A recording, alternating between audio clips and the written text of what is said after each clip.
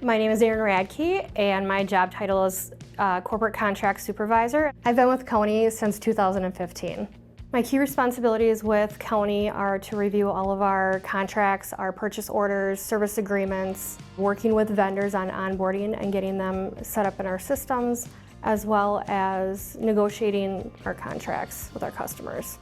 The company has helped me grow professionally and personally in a few different ways. I was able to go back to school and finish my degree, and I was also able to do my internship here, learning new stuff that are now part of my current duties. What makes me proud to work for County is there's a strong company mission and vision. There's tons of opportunities for personal growth as well as professional growth. I don't feel like I'm a number. I feel like I am part of the team. My voice is heard. A lot of the things that I do sometimes recommend get implemented and make us successful with our customers and our projects. I have stayed at County for 9 years because I truly do love my job.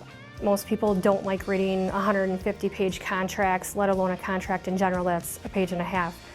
So I really do love my job and what I do here.